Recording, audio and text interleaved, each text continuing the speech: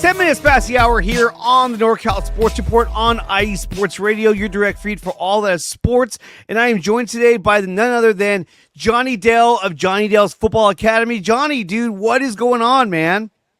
Oh, not much. My camera was a little off center there. There you I go. noticed that when I came in. We're good to go now. Doing all right. I mean, it hasn't been the season that we hoped for. It's been a while since we've been able. I think the last time we did a show together was after the Jets game. I know. It's been a while. Boy, are things different than they were after that game. Seriously, man. Seriously. So let's talk about it, man. We're talking about the San Francisco 49ers.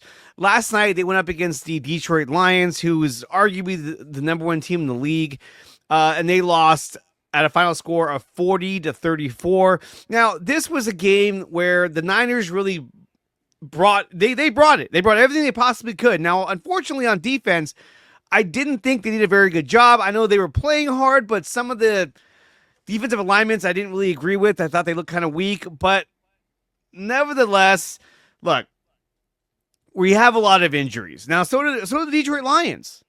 But I think for me, the difference is that they have a lot of injuries, but we have injuries to a lot of key players. They lost David Montgomery. He's going to be coming back possibly next week or in the first round of the playoffs. So, they have some injuries, but I think our injuries are more severe than theirs. They still have Penei Sewell. We don't have Trent Williams. So losing Trent Williams is the equivalent of losing Penei Sewell. But regardless, I thought the Niners played pretty hard. Unfortunately, they did lose, and they fall to 6-10. Johnny, what was your take on the game last night? Well, I think going to your point about injuries, yes, I think you saw that in the sense that you saw they had a relatively healthy offensive side of the ball. Their offensive line has been, mostly intact and has for much of the year and has played really well. They still had their skill position players, their top skill position players like Amon-Ra St. Brown, Sam Laporta, and Jahmyr Gibbs. I mean, Jahmyr Gibbs was averaging 6.5 yards a carry last night. He's so fast.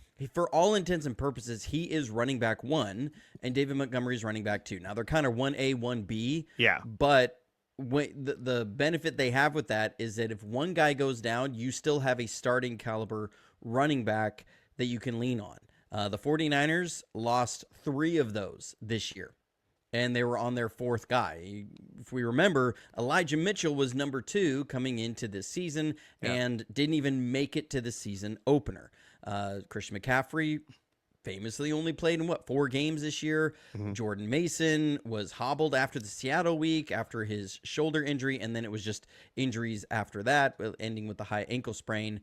And the last play that Brock Purdy got, the stinger in his elbow. I understand exactly what he's feeling. I've experienced that same exact injury, a face mask to the elbow.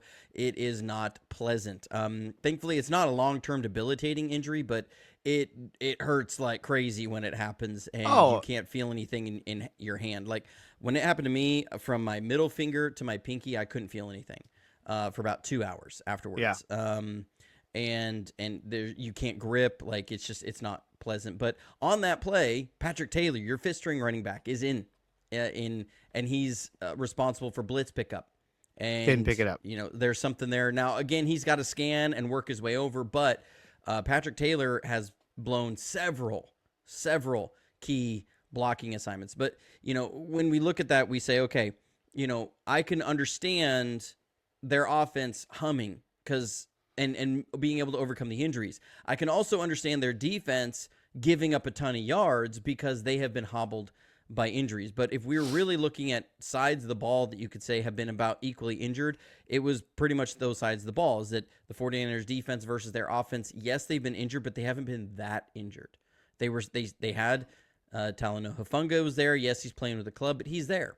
You have Malik Mustafa, who's supplanted Jair Brown as a starter. Jair Brown was really, really poor this year. That was really underwhelming. Fell off a cliff. He was a big part of why the run defense has suffered. Now, he's not the only part. Our defensive tackles have been way too soft. But they were, I'd say, about 80% healthy. And, that very much is what you could say. Maybe the Lions are 90% healthy on offense, but our offense was considerably unhealthy. And yet they still move the ball. But again, it was against a defense that is considerably unhealthy for the Lions. I think what we did see coming out of this was a very depleted 49ers offense was able to move the ball at will, even almost more at will than the Lions offense was able to move it on our defense. We had more yards in every way, more passing yards. Now, it was not able to run the ball like they were. They just ran the ball over and over and over again. But when you look at that, I really wonder, aside from the 49ers, is this really a Lions team that's going to have a defense to go the distance, even in their conference? When you look at the Vikings, when you look at the Packers, when you look at the Eagles, I don't think this Lions team, and for those people who say, injuries are no excuse, are you going to then look at the Lions, who many people have compared Dan Campbell, Ben Johnson to the 49ers and said, they're able to do it. Why can't we do it? Okay, if they fall short, which I would almost be willing to bet a lot on that this year with the way their defense has looked in this at the end of this season, I don't think they're going to be able to go the distance this year with that. Are we then going to turn around and give Dan Campbell, Ben Johnson, those same excuses, or do we say no excuse? And so what we've said about this team for the last 3 months, we have to then apply the same sort of criticism that we've given to Kyle Shanahan and to our 49ers. I just wonder about that, because I think there's been so much comparison there, and people saying, well, they're overcoming their injuries. Well, if they can as they go, are we willing to walk that back, or what's going to be our stance on that in comparing these two teams? Because I think if anybody can understand why they wouldn't be able to go the distance this year, the 49ers should, because this has been what the 49ers have had on their plate for years now, they've been consistently more injured than other teams that are in the playoffs. It's just, that's the way it's been, and it's been really frustrating to watch. Well, the NFL is a game of attrition. Whoever can, avoid injuries the most will go the longest. Now, I think the Lions have a great chance to, go deep in the playoffs. However, I don't know if this defense is strong enough to go against, the powerhouse offenses. I mean, look, we were coming at them with everything we had last night, and we were scoring at will. In fact, one of the things the Niners were always really good at, especially last year and even parts of this year, was time of possession. And he literally just gave up on that, was like, I don't care, as long as we score, that's all I fucking care about. And they were scoring at will, and which I love seeing. Everybody was happy to see it. Everyone was like, wow, where has this offense been? And he was being ultra aggressive. He was using a lot of trick plays. He was using everything. Now, you had a video recently where you talked about how Kyle Shanahan might have to reinvent himself. Can you talk a little bit about that and what you meant by that video? Well, I was posing the question, and because I've seen that going around, and so I wanted to address that. Okay, does Kyle Shanahan need to reinvent himself this offseason? And what I've seen from, poring over the film all season and last season and the year before and going back to his Atlanta Falcons days, you see, I don't like saying the words like you see an evolution from year to year, because people assume, people read into that. That's like a really esoteric phrase, right? Right. That unless you have concrete examples, people kind of fill in the blanks of what that means and have this idea that there's suddenly new football, what we call it in the passing concepts, right? Which is a certain combination of certain routes, that there's new concepts being put in there. And it's really not that. You look at many of these passing concepts go back to his dad in San Francisco in 1994, and some of them to Mike Holmgren, and some of them back to Bill Walsh in the late 70s when he was with the Browns. A lot of this stuff is still, we're not looking at a bunch of new ways to distribute routes or combinations of routes. We're not looking, it's not wholesale, we're going to a whole different system here. That's not what we've ever seen from Kyle Shanahan. That's not what we saw from his dad, and that's not been 30 plus years of their family. The only time that has ever happened was when Mike Shanahan got hired as the 49ers offensive coordinator. and he was brought in, and I had a great conversation with Jesse Sapolu. I had him on my channel a little over a year ago, and I asked him about Mike Shanahan, and he said the thing that impressed him the most was that Mike came in and he wasn't looking to run the offense that he had ran as previous stops, that he locked himself in the 49ers film room and watched every single install from Bill Walsh and Mike Holmgren for 10 years with the playbooks, and went through and learned the language, learned the passing concepts, learned the formations, learned the reads and the progressions and everything, and then absorbed that in and started to then make his own little tweaks to it, and then presented his own offense off that. But he didn't come in and say, I'm going to run my offense. It was a completely different. But from then, it's been very much a lot of the same ideas. And it just is little evolutions. And so what do we mean? Like, some routes, they will add in that it's going to be a coverage adjustment route now, because certain ways the defense are playing now against this coverage, where it used to be, now where it would be maybe a stop go route, it's going to turn into a deep out route. You'll see things like that. It'll be, are we lining up 1 foot inside the numbers, or are we lining up 3 feet inside the numbers? Are we lining up inside the hash, the far hash that we're lining up on, or are we lining up on the outside of the far hash? It's going to be little differences like that, because you start seeing how teams start playing based upon your alignments. And so these are not wholesale changes. And I think that's what people think. Like, when we see the 49ers often start looking different ways, we start going, oh, where was this last year? And you go, well, some of it is the punch, counter punch, and it's little micro adjustments that trigger different things on the defense that you're playing against. And that's what we're going to see. I don't see wholesale changes and approaches. The biggest change that I saw coming into this season was that we had taken a lot of what were our traditional play action passing plays. Like, for example, we'll have a deep corner route paired with a deep over route. We run that play a lot. A lot of times you would always see that off of play action. And what we did is we turned that into a 7-step drop without play action. And the biggest reason you did that, and you say, well, play action has been your bread and butter. Why would you stop doing that? But you run the same play that's based upon this vertical movement of the underneath coverage reacting to your play action. Like, that makes that play like not make as much sense, right? Well, when you have Christian McCaffrey, who you are noticing every time he releases out into the middle and heads to the flat, that he grabs 2 underneath defenders towards his area. Well, now you don't have to ask your quarterback to run a blind play action, because you're saying, well, I'm seeing that same movement that's happening where running backs would, or linebackers would react to a run fake. They're now doing that same thing to Christian McCaffrey as a passing threat. So now I can run the same play, but I don't have to ask my quarterback to turn his back to the defense, turn around and make a snap read. I can allow him to see the field the whole way, and it's still going to create the same movement. Like, right? So that was and we saw that through a lot. And this looked like, as people said early in the season, the 49ers looked like they're transitioning to more of a drop back passing team. And that's one of the big reasons why, is because Christian McCaffrey the previous year had shown that as a receiving threat, he created the same vertical movement as a run fake. So now you don't have to ask Purdy to turn his back. And they were trying to do that, but then that gets derailed by bilateral tendinitis in his the legs. His Achilles. I mean, it's right. absolutely insane.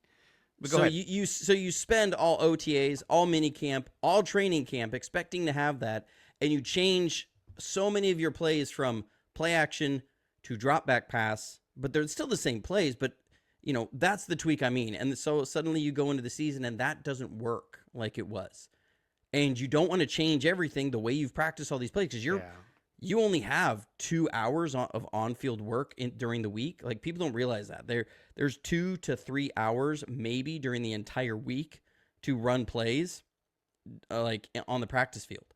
And so do you have time to redo all of your timing, to rework all of your plays and say we're suddenly going to run all these now as play action? And especially when you have a rookie right guard who hasn't practiced those as play action plays.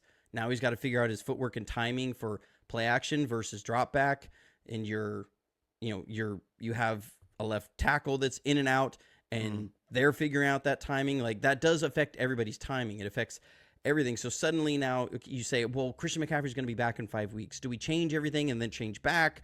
No, we're just going to roll with it. We're going to ride it out. And then, because what you notice is the moment Christian McCaffrey was done for the season, play action came back. Yeah. And that's why. That's why.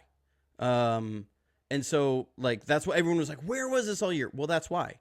Because you would transition that. I think they're going to go into this season and say, okay, we have to insulate ourselves from that again. We're going to stick with these as play action. Yes, I like what the possibilities of making these drop back, but it's going to be play action. And I think he's going to get back to his roots more than you're going to see wholesale reinventing himself. I think it's going to say, let's go back to what really worked 2019, 21, 22. What was our identity? And we'll stick with that. Yeah, because I mean, even last night, the play action was working really well early on. They were getting a lot of, getting the defense to move in one direction and go the other. So it was really, really paying off. And now that you explained the way you did, it makes a lot more sense why we didn't see it earlier in the season, because they had installed this version of the offense. And instead of saying, hey, we're going to have to go back to what we used to do, they just said, no, let's keep it going because he's going to come back. And then everything kind of just fell off the rails. Let me ask you, last night, we saw Brock Purdy play pretty well. He was 27-35 for 377 yards and 3 touchdowns. Now, he did have 2 interceptions, both of which were extremely costly. And both of them were just, the first one in general was just a bad throw. I mean, he threw it high, he sailed it, intercepted. The other one, I thought that Kirby pretty much jumped the route and made a play on that, Kirby Joseph. And so he got that second interception. To me, look, he needs to be able to be aware of where that safety is at. But at the same time, I thought that Kirby Joseph made a really good play on the ball. The first one, though, that was just Purdy just being inaccurate. And I think that when you look at this whole year compared to the previous 2, his accuracy hasn't been on point like it was last year. Obviously, he's dealt with injuries this year, which he really didn't deal with injuries all that much last year. When you look at his offensive weapons, we know that last year was it Kittle, Ayuk, and Debo accounted for 40 touchdowns. And at one point this year, they had accounted for only 2. Now that's kind of gone up because, that was a couple games ago. But it goes to show you how much of a difference this year was to last year in terms of his playmaking ability on offense from his playmakers. The amount of injuries, the holdouts, all of that, it was a microcosm of just a lot of bad things happening at one time. Now, I think that, going into this offseason, they can't let these holdouts linger on. And I think that they felt like, hey, look, it's lingering on, but, once we get him in here, we'll be fine. And it wasn't. I mean, we saw right off the bat, Brandon Ayuk did not look the same as he did last year. He looked like an entirely different person. I mean, there was a play against, I forgot what team it was, where Brock Purdy just threw a lob to him, a dime, and he dropped it. Like, oh, oops. It was just kind of like we saw him drop so many passes this year, and now he's out. And so probably week 6 of next season, Brandon Ayuk. Yeah. So that was a huge loss. I think George Kittle probably had the best year. Deebo Samuel was in with a number of injuries, and then he put his foot in his mouth when he started to open his mouth. And then the last 2 games, we've seen Deebo Samuel play a lot better. I think injuries have slowed him down this year, and that's why he's looked, not as impressive. But one of the things that I love about your channel, right, is everyone who's watching right now, we have 88 watching right now. The one thing I love about Johnny Dell's breakdowns is that we learned very early on, and something that he pointed out was that the Niners were not executing in terms of running their routes, running their plays with the precise execution that they were last year. And you were able to point out the fact that, Debo or most of the receivers were not running the routes as they should have. And it makes a huge difference in the execution of the offense. And why was that? Why do you think that they had a lack of execution in their offense this season? Boy, if I had the full answer to that, I would be making a lot of money as a 49ers assistant coach. I mean, I can show the first Brock Purdy pick.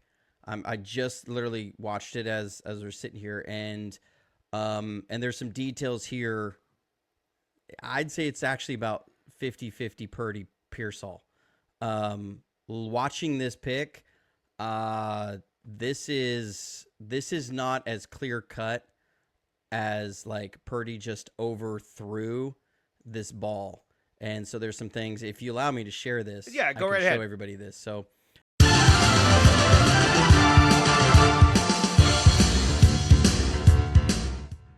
what the 49ers are doing here is they're running what's called a drift. So you're going to run a play action fake off the right side, and Pearsall is supposed to run what's called a drift route. It's supposed to be 6 steps and an in breaker. It's about 10 yards, 6 steps. Sometimes it's 7 steps if the other foot's up, and then it's a work to space. Okay, it's break at 10 yards and work to space is what the coaching point on this is.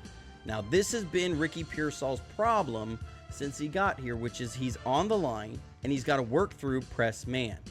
So, first thing you do, you don't give up your chest as a receiver. So let's watch Ricky here, where he's going to give up his bam, jammed hard. Yeah. Okay. This was a route that Ayuk ran all the time. Okay, now understand he's supposed to be 6 steps and in. Okay, we're going to count the steps here. 1, 2, 3, 4, 5, and then he breaks. Okay, so he's breaking a step early. Now he's breaking this. He's supposed to work to space. You got an underneath defender. Brock is expecting him to run this more as a post. Yes, I understand the safeties here, but he's in a bail. He's not flat-footed. So this is, again, these guys have not had that much time to work. So Brock is going to throw this ball as if Ricky's coming here. All right, Ricky's going to square this off, and he's going to slow down at the top of the stem. Watch this. So there he sat down. Okay, so Ricky tries to sit this down after Brock throws it, and it's off. Okay, again, he's expecting Ricky to move this way. Ricky came here, and he sat it down for a second, and look at Brock's reaction. Okay, he's throwing his arms out. So that tells you that Brock was expecting Ricky to keep on the move and run more of a post, work to space. Those are the things you always look for on film too. Like, how do guys react? That tells you a lot about what they're expecting. So there's a run fake. He sets, throws, and Brock is just going, "Oh, what are you doing?" That is a quarterback and receiver not being on the same page. Now, Brock probably still needs to put this ball on him, but you're an anticipation thrower. You're throwing before this guy's breaking, and you're expecting him to roll here. But he doesn't. He tries to come back to the ball and settle down a little bit, and that's just, they're not on the same page. And you're right, he did slow down too. He kind of sat on it and then moved forward, and by then it was already too late. And it something you had talked about is that Brock throws with a lot of anticipation. Is that a detriment to the team, or you think that's something that is a quality, an asset to this team? Well, and I think that, and that being one of his strengths, I think is a big reason for what we have seen a lot of this year, is that so many of his picks and so many of his struggles I've seen have been he's throwing, expecting a receiver to be in a certain spot, and they have not been there. And then when they are, it's like he's just a little hesitant to pull the trigger, and sometimes he's taking sacks, sometimes they're giving up pressure, sometimes then the ball's coming out late. The Ronnie Bell pick versus Kansas City is a perfect example. Is he's throughout that game, he was constant, like that first half. If you remember back to that game, it was like he was throwing and nobody was home. And people are going, what is wrong with Brock Purdy? He looks terrible, not hitting his guys. The ball's Which game was off this? the mark. This is the Chiefs game. Oh, yes, exactly. Okay, the first half of the Chiefs game. Mm-hmm. And what I was watching when I was watching film was so many routes were just off. They were not where they were supposed to be. And this was, Debo, the pneumonia game. Debo's out after the very first bit. This is Ricky Pearsall's first game as a pro. Ronnie Bell was not doing great. Brandon Ayuk is running routes that I haven't seen him run before because he's trying to fill in for Debo because Debo's got pneumonia and he's out. And so routes that many of these guys haven't run or hardly run, they're just not on their landmarks. They're not in the right spots. And it looks horrible in that first half. And the game's getting tight. And suddenly Brock is not trusting his receivers to be in the spot that they're supposed to be. He then starts trying to guess where he thinks they will be. And that's what happened on the Ronnie Bell pick. He throws it where he thinks Ronnie Bell is going to go because he doesn't trust that Ronnie's going to be where he's supposed to be. That's on Brock, okay? You've got to keep throwing to your spots, and if your guy isn't there, that's on the wide receiver coach, that's on your head coach to make sure they are, that they get into their spot. But Brock so much has been trying to make up for some of these lack of executions, and he starts pressing, and he starts putting the ball in harm's way, and he starts not trusting his receivers, not trusting the offensive line, and the whole thing really starts to look disjointed. That's what you started to see. But this is reasons why. You see things like this happen and you go, and that's why. And that's why the next drive, he rips that ball and he's just trying to make a play, even though they had a good disguise in coverage, doesn't really have time to check the deep safety and make sure that the coverage was what it was pre-snap, and doesn't, and he's forcing the ball, and then you have the backbreaker turnover. The second pick was really the backbreaker. That was the one that just put the game out of reach, and you see why. Like, that's where Brock will frustrate me, and I want to see growth, is like, look, what Tom Brady used to do when that would happen is Tom would keep throwing it to the same spots and say, you guys have got to be where you're supposed to be. When Joe Montana would do it, he threw it to the same spots. And Joe Montana would throw sometimes 3 picks in a game. And it was like, I'm going to keep throwing it to that spot that you're supposed to be, and you need to get there. Like, that's, and if we don't win this game, that's on you. Like, I'm going to keep doing what I have to do. And Brock has to learn to take that and say, look, I'm going to keep throwing to the spots I'm supposed to throw it at. If you aren't there, or if you can't protect, if you can't do your job, I'm getting a sack. Like, Tom Brady used to do that all the time. We saw him, and he was tremendously healthy, right? Tom would drop back, and that right tackle would fail everything. Tom would just plop to the ground, right? He would duck.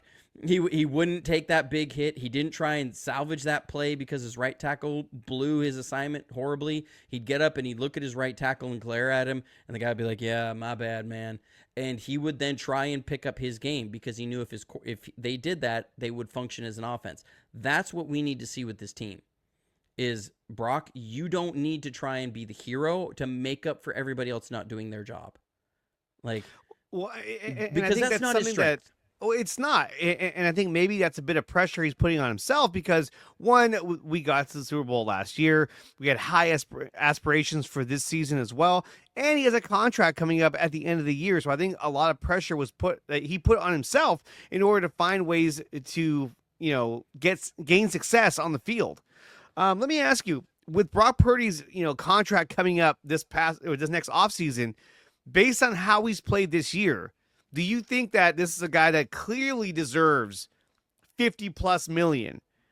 Or is this more of like, hey, let's start at 35, 40 and see where we're at? Well, I think that we always get to an interesting place when we start with, has a guy deserve 60 million, 50 million? Well, based on his play, that is. Right. And I get where we come from off that. Like, you have to earn your keep, but at the same point, I'm not sure. One, I don't think anybody in this world deserves $60 million. So that's where I start out with. Yeah, exactly right. But I think deserves is maybe not the right word. Is his market value $50+ million? That's the real question we have to ask, is what is his market value? Because if it's just, does a player deserve this? Well, there's a lot of guys who've been paid a whole lot of money that after they signed that contract didn't deserve it. Deshaun Watson would be a great example. Oh, yeah. He has not deserved his contract. He didn't. And the fans let him know that. And he didn't really deserve it when he was traded there because he had lots of personal problems. Yes. Brock Osweiler did not deserve that contract. Yeah, I remember Brock. Another Brock. Right.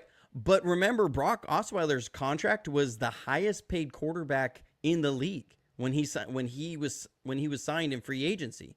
He didn't deserve that contract. He didn't go out and play 2 seasons and prove that he had done a whole lot and lead a team and have all these wins. No, he had a market value as a potential franchise quarterback, and that's why he got paid what he did. We've seen, a guy like Kirk Cousins. Has Kirk Cousins deserved the contract he's gotten? Well, he's been benched.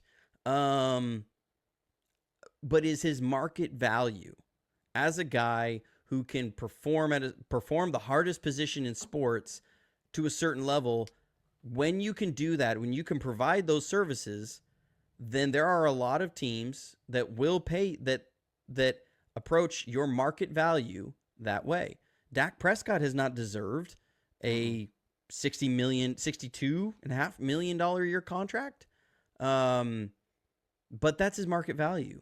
Because if he was to hit free agency, just like Brock Osweiler did, there's going to be a team that will make him the highest paid quarterback in the league. If Brock were to hit free agency, there would be at least one team that will pay him commensurately as a quarterback, because he's been to a Super Bowl. Just the fact that he's been to a Super Bowl will allow that. Yeah, but Jimmy Garoppolo's been to the Super Bowl, but I guess he did get paid handsomely when he went to the Raiders. Yeah, when he went to the Raiders, he was getting paid $25 million a year. That's crazy. At the time when the highest paid quarterback in the league was like 35. So, again, Jimmy G didn't deserve his contract after only 5 games, but that was his market value, because if he hit free agency, somebody was going to pay him $27.5 million a year. And they had no other options at that point. They made that trade. They had to get that deal done, because that's the guy that they were going to go with. We're talking with Johnny Dell of Johnny Dell's Football Academy over on YouTube. You can follow him on X as well. Johnny, if he lands a contract north of $50 million, let's say it's even $60 million. Let's say it's for, 4 or 5 years, 6 years, however many years that they sign him for. Do you think that this will be a good signing for the Niners in terms of they have a quality quarterback that's going to be their franchise quarterback going into the future? Or do you think that Brock Purdy is more of a short-term answer, kind of like a Jimmy Garoppolo, until you find another option? Because with Jimmy, we knew that right off the bat, there was going to be limitations. We saw it even in his Super Bowl year. We saw limitations in Jimmy's game. Yeah. We know there's limitations in Brock's game when you compare him to the elite quarterbacks in the league now, like a Josh Allen, a CJ Stroud, Patrick Mahomes. He doesn't have the big arm. He doesn't have, the rocket pass that he can throw. He can scramble, yes, but he's also not 6'4", 6'5", like some of these guys. So because of some of those limitations, does that lower his market value because he doesn't have some of those skills that those guys were naturally born with? Well, again, I think if you look at a quarterback hits the open market that is thrown for 40, 200 yards, over 30 touchdowns, has been to a Super Bowl, that guy hits the free agent market, there's going to be a bidding war with at least 2 or 3 teams. It's not going to be a 10-team bidding war. It's not like it wouldn't be the same bidding war as if Josh Allen if Josh Allen hit free agency, you would see a bidding war unlike you've seen anything else, and you would be looking at like $75-80 million a year. God. Right? Like, he's really good. You would, really right? Good. Like, just the physical traits are so enticing that there would be a bidding war unlike you've seen at any point. That's why franchise quarterbacks don't hit the market.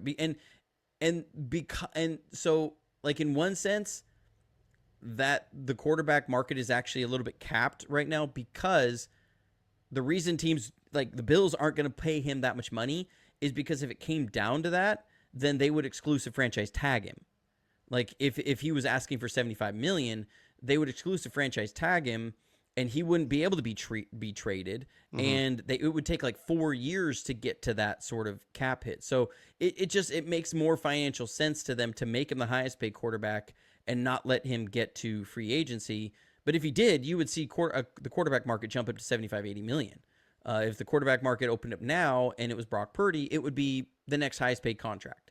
Because there would be 2 or 3 teams. Now, again, if Josh Allen hit the free agent market, you'd be looking at 15, 20 teams would be into a bidding war. Absolutely. Right? So like, when we say market value, we have to understand how the markets are going to work in the NFL and the CBA, because Josh Allen will never hit the free agent market because they can franchise tag him. So he like saying, well, I'm just not going to sign a $60 million because I know if I hit free agency, I'll get 75, 80. They'll say, well, we'll never let that happen. And we will only, you're going to be maxed out on X amount of dollars over the next 3 years that won't get close to the $62 million year contract we're offering you right now.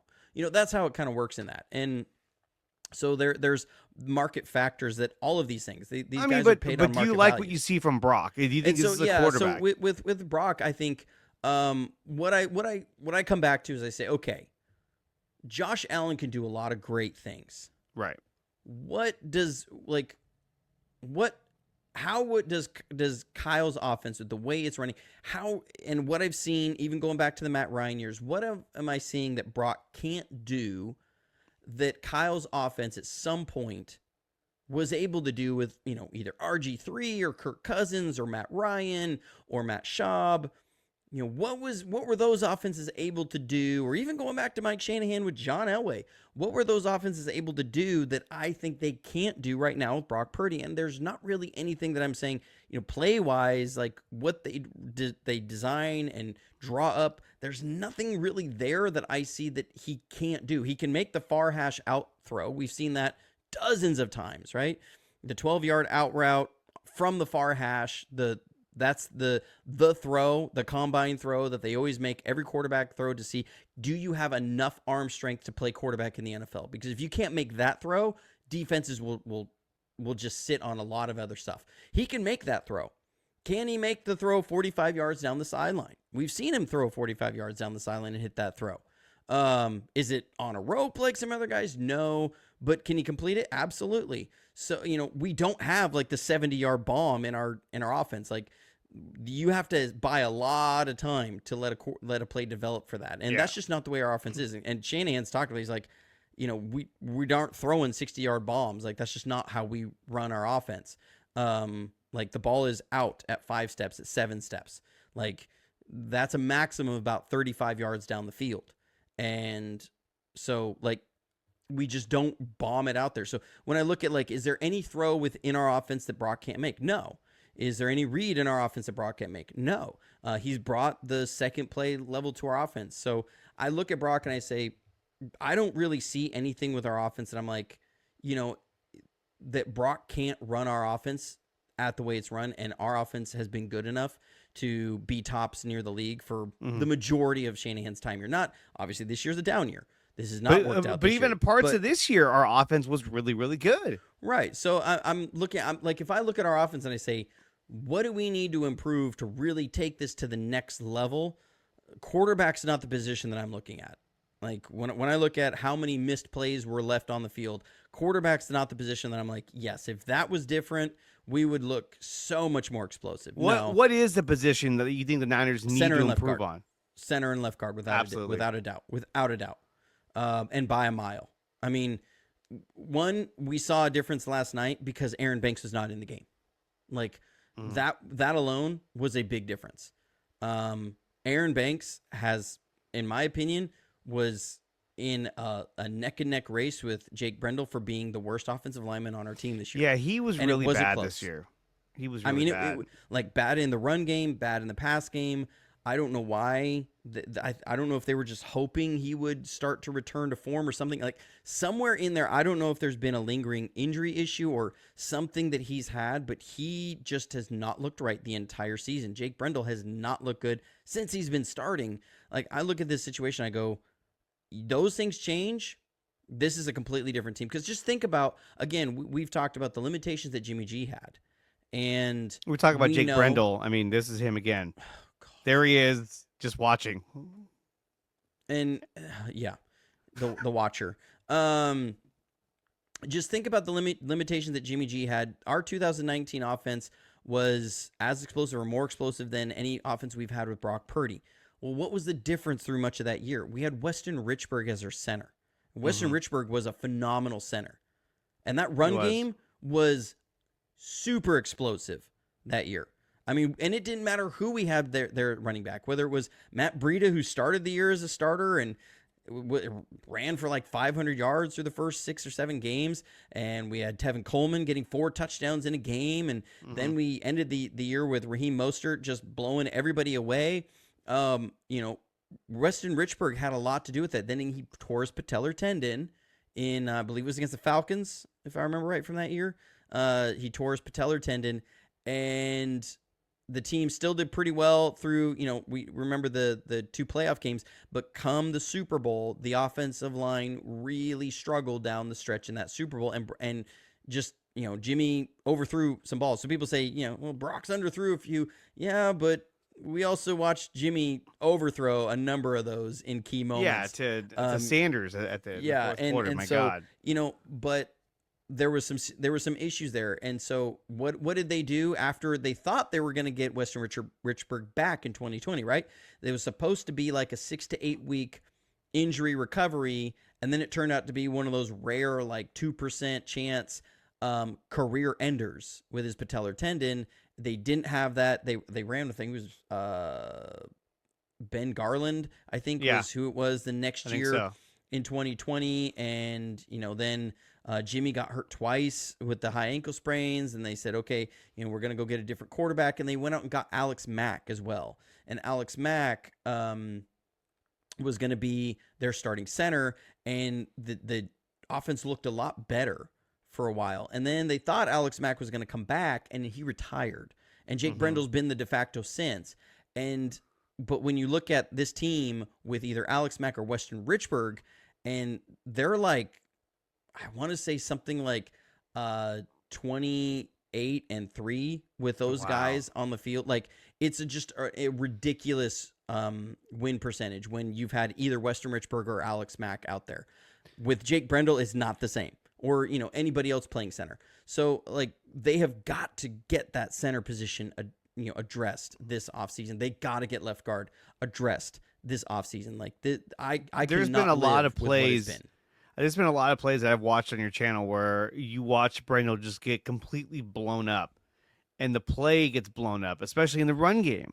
Yeah. One of the guys who caught a lot of heat early on was Colton McKivitz. And is he the best at right tackle? No. But, I mean, this was back on December 16th. He only had given up 1 sack, which is pretty crazy. And I think that McKivitz gets a lot of the heat, especially early on this year. It was like, oh, McKivitz. But as the season has gone on, it really has become more about Jake Brendel. So you talk about, the offensive line. You're saying center and right guard, because we know that Aaron Banks is coming up on free agency. Would you try to bring him back, or would you look to replace him with a different option? I wouldn't waste the money, honestly. Like, he's probably going to hit the open market, and a guy who started the amount of games he has, he's going to go somewhere and make like $7 or $8 million. That's just what the market value is going to be. There's going to be a team, like the Titans, who just got to revamp everything, and they're going to say, okay, let's bring in a starter to try and put some pieces together. Right. And so they're going to go pay Aaron Banks. So I don't think you waste the money on it. I think what you do, first thing you're going to do is re-sign Ben Barch. Ben Barch, in the time, I know it was the Buffalo game, he looked so much better. And he got hurt. So much better. I was like, oh. And then the Bears game, like, a guy falls, like, he trips over somebody, and then somebody falls on his ankle, and I think broke his ankle, or high ankle sprain, one of the two. And his season was done. And so, like, I think you immediately re-sign Ben Barch to bring in as competition, but you don't settle with that. If John Feliciano wants to try and make another run for it, he's been kind of cryptic on social media about something like that. I say you bring him in again, offer him a vet minimum. Like, you're not going to invest a bunch of resources there and cap space, and you're not going to rely upon him, because he was, I think, the plan for center. I think so. I really do think that he was the plan for center this year, and that didn't work out. That once Purdy came along, they were like, all right, when Feliciano, we're going to kick him into center. He can play center. And he's a veteran who knows everything in our offense, is able to make all these calls. We're going to plug him in there. I think that was their plan, was to have a 3-way competition there for those 2 spots of center and right guard. I do think you re-sign Spencer Burford, because I think you can get him on cheap, and I like him at left guard a lot more than I do right guard. Yeah. He played on the left side in college. He looked a lot more comfortable there. Okay, so as we wrap things up on this segment of the 49ers, let me ask you real quick. Jake Moody, is this a guy? Look, he had the worst game of his fucking life. You even saw John Lynch getting pissed off. He's like, God damn it. So is this a guy that you stick with? Because, I mean, obviously he's under team control for another 2 more years at a low rate, or do you move off of him and bring somebody in who has more experience? Well, so here's, it's the struggle of like, okay, one, they obviously do not trust him. But how can you? I mean, when he kicks his ball, he doesn't know where it's going. He's just like, where's it going? Oh, God, I missed. He missed an extra point. That was topping. He's got the yips right now. I mean, he absolutely does. Now, here's the kicker for the Lions comes out here and he kicks a fucking 58-yarder like it's butter. Like, all right, got it. I was like, he made it look easy. Like, Jake Moody, it's like a stress fest. So here's the sticking point with Jake Moody. He's got about $430,000 in prorated signing bonuses dead cap, and his base salary is $1.182 million. So you're only gonna gain about $1 million in salary cap by cutting him. You've invested a 3rd-round pick. You don't have a lot to gain financially by cutting him, but you don't trust him. So you're in this weird point. You cannot trust him. So what you have to do, I expect him to be on the roster and people to freak out about it, but I do expect but here's what I expect. I expect there to be at least 1 or 2 more kickers brought in, whether it be via free agency or the draft, to compete with him and say, Jake, we are going to have a kickoff every single day, and the first guy who misses 6 field goals is going to lose here, is going to be cut, and we're going to do this every day, and we're going to bring somebody else in every time this happens until you beat out like 20 guys. I mean, this guy, I've seen players take over a game. This guy took over the game in the worst possible way. He missed 2 field goals. He missed an extra point. Then on the onside kick, he launched it into the sidelines. I was like, bro, what are you doing? You didn't even give us a chance. I was just like, oh, my God. He's been a problem all year. Yeah. And I get what you're saying, but I just feel like you got to bring in competition and make him compete for this position because it's costing you games. He has literally cost us games last season and this season. Looking at the offense, other than Ayuk coming back, I mean, you still have Debo, Pearsall, Jennings. Is there anything on offense you think they need to acquire, or do you think they can run this back with what they got and they have enough talent to kind of keep this going? Or should we go elsewhere? And also, would you bring back Dre Greenlaw and Talanoa Hufanga? Yes, I would bring both those guys because I think both of them are going to be lower than what their market value will be a year from now. What about Charvarius Ward? No, and God bless him. I mean, hate saying that. Yeah, but I wouldn't either. I mean, just for financial reasons of the way that the cap has gone around. I mean, look, I can't imagine trying to do anything work related, play football with the year that he's had. So I don't want to say this is performance based. I just think where cap management wise, with them investing so much in Diamador Lenore, the ascendancy of Renardo Green, they've got to then continue to get younger at that group. I think what I look at with Jake Moody, okay, is if you just remember a few years ago, we played the Dallas Cowboys and we were laughing at them because their kicker, Brett Maher, had just got the yips and was missing everything in sight. He was cut like the week after they lost to us. Wasn't that in the playoffs? And, it was that year he was terrible. The next year, Brett Maher ended up going and kicking for the Rams and doing pretty well. Like, and then he ended up playing with Dallas again. If I'm remembering these years right, he at one point he was a 94% field goal kicker. Yeah. So I mean, it happens to kickers. There's just things where kickers, it's mental. It's a head, something gets in their head. And I think that's what's really going on with Jake Moody. Either he's not trusting his plant foot or something. I don't know. I've been trying to get a hold of some old NFL kickers. They are either they don't have their DMs turned on or they have no social media at all. I had an email address that somebody who was friends with a former 49ers kicker had, and they sent it to me, and I sent him an email, but I don't think he checks it because it was still an AOL.com email. That's an old one.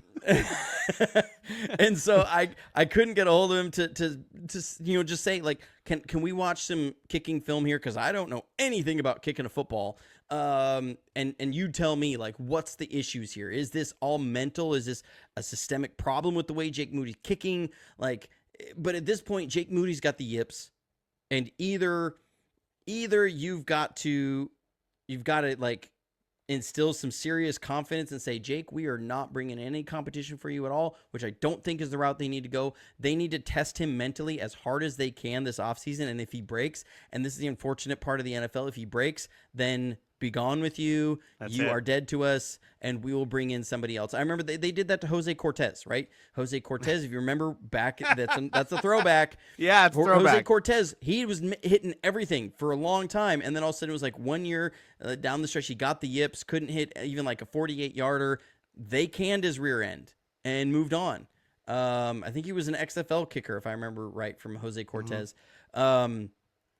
You do that. You pull that with Jake Moody. You're going to say, all right, we're going to bring in the guy from the UFL. If somebody there is making kicks better than you are, and it's not like he's a young really guy. bad. He's the It's same really age bad. Brock Purdy is. So, like, we'll see. your job He's is got to the make off kicks. season. He's got next week as well. So we'll see how he kind of pans out. Obviously, there's some bright spots on our defense with Malik Mustafa, with Renardo Green. So you do have some bright spots there. I thought D Winters looked so much better than Devondre Campbell in this game. D Winters, I love him. He just got to stay on the field. I mean, he gets hurt a lot. Every time he goes out there, he's like, "Oh, I'm hurt. Oh, I'm hurt." It's like, oh, for real. God. Like, it's chest injury, ankle injury, head injury, neck injury, shoulder injury, leg injury. Like, it's just something every game. Like, dude cramped up like 3 times. I saw him in the last limping game. around like, ugh. Yeah, when that leg locks and he's moving around, you go, oh, there's a cramp. Well, and Dre Greenlaw, I thought played so well in the game he came back. I think that showed that, like, hey, look, this guy still got it. Obviously, he played so hard that he gassed himself, and he had some injuries he was dealing with too. Yeah, and I had talked to great content creator. She's on X, Coach Desi. She's a doctor, and we talked about Dre Greenlaw, and she flat out told me, she goes, I don't think he's going to be 100% until January. Probably not until week 1 of the playoffs is when he would be getting close to 100%. So he definitely rushed his way back to get back on the field. Well, he was trying to help the team, I think, because the team was in needed that win against LA. So, like, they would not have pushed him to come back so early if they hadn't lost as many games early in the year. But he like, the timeline of what that injury recovery should have been, he was not fully healthy. And so, like, that's just the result of a guy rushing his way back. I don't think it was this proves that Dre is now injury prone, which he has missed a lot of time due to injuries himself. But, like, I'm looking at that, I'm saying, I don't think this is a systemic long thing. That's just what happens when a guy tries to rush that back early. There's going to be downstream effects everywhere else. Yeah. He just needs more time. It was very much like the Navarro Bowman injury that happened.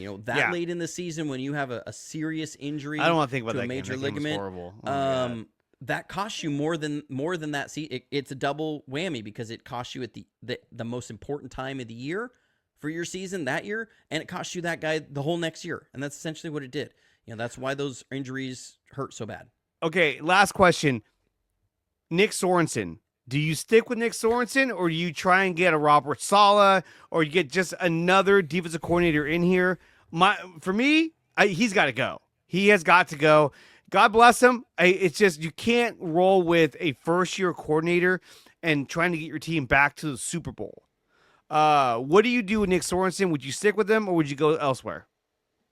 What I think happened with Nick Sorensen in the first place was that Shanahan had been leaning away from Steve Wilkes for a while. He just didn't mesh with the staff. Remember, Steve Wilkes didn't hire his own staff there.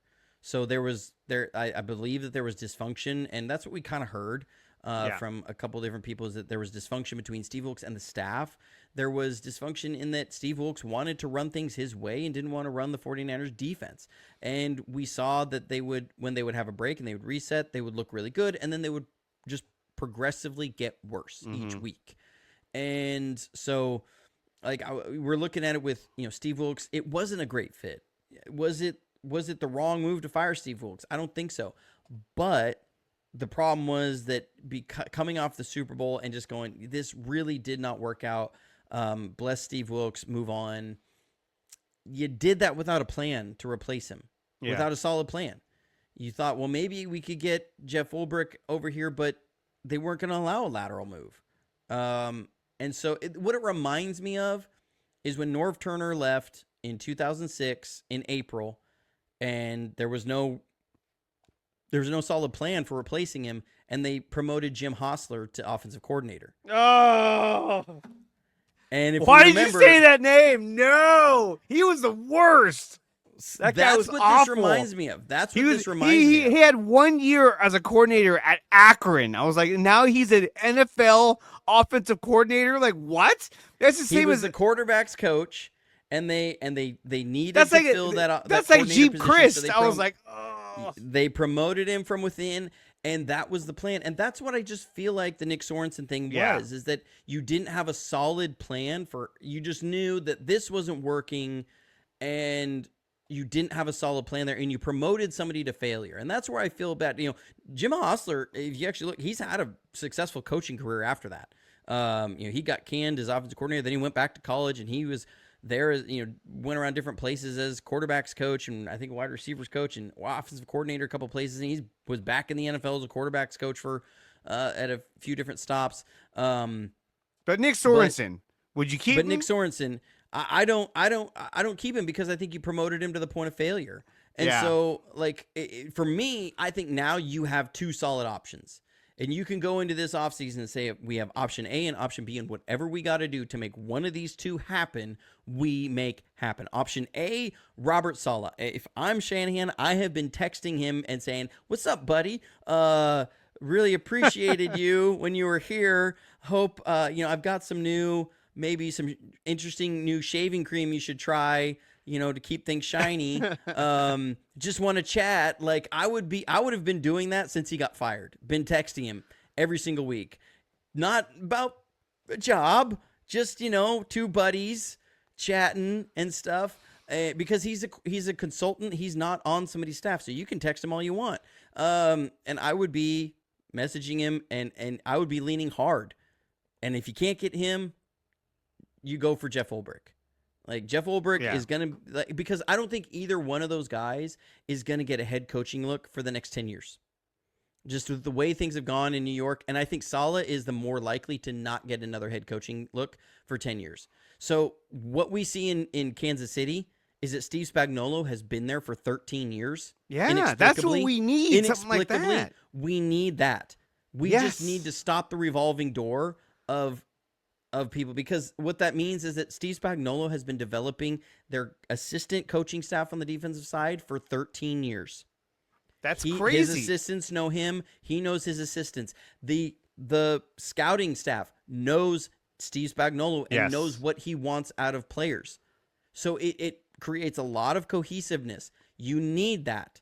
You need the scouting department to get input from Robert Saleh for the next 5 years, not from Robert Saleh 1 year, then DeMeco Ryans for 2 years, then Steve Wilkes the next year, then Nick Sorensen the next year, because you need to find players that fit what you want to do. Whoever they get next, they have to pay this person handsomely. I would tell Robert Saleh, $1 million a year. Dude, I would tell Robert Saleh, hey, I will pay you as much as a head coach because I want you here for a long time. I don't want you to come here for 1 year and then take off. No, I want you here for the long haul, and I'll pay you handsomely to stay here, because it doesn't hit their cap. It doesn't come out of their player salary. The interesting part there is that you could really upset a lot of you could really upturn the apple cart there, because I don't Yeah, care. You have to have some stability there. there. Yeah, and I totally agree with that. Like the bigger thing, one thing I would just wonder is how in the world has Steve Spagnuolo not gotten another head coaching look? Like, I mean, I get things were disastrous. Maybe he doesn't want to go. I mean, maybe he wants to stay there. It's a lot of money. I mean, like what's his name? Eric Bieniemy. He left Kansas City, which I was like, he's like, I just wanted a new challenge. I'm like, what? Well, they had both those guys. He needed to prove that it wasn't Andy Reid that was drawing up all the plays. That's then where is he now? You know, where's he now? Yeah. Still, but anyways, like. There is the interesting conundrum of offsetting language. So, do you bring Robert Saleh in for $3 million a year when for the next 2 years the Jets are going to be paying him $8 million? And when you pay him $3 million, that means that the Jets, all that means is that Robert Saleh is going to make the same amount of money, but the Jets pay less of it. Like that's sometimes what it means. Like, so I mean, that's not really going to be your selling point. The selling point would be, we're going to only give you a 2-year contract right now, so that the moment your offsets expire, we're going to make you the highest paid defensive coordinator. There you go. That's how I do it. Absolutely. I totally agree. Johnny, thank you for coming on here. I appreciate you coming on the show, talking some 49ers. We got to do it again sometime, especially next season. As this season. And sometime you got to get me on your Star Wars channel. Just say yes, absolutely. I'll hit you up. We're going to go live this Friday. But we do a stream. We try to do one every week, but as it comes up, I'll let you know. Definitely, man. Definitely. Absolutely. Thank you so much for having me on. I appreciate it. Absolutely. Guys, you're listening to the NorCal Sports Report on IE Sports Radio, your direct feed for all that is sports. When we come back, we're going to be talking about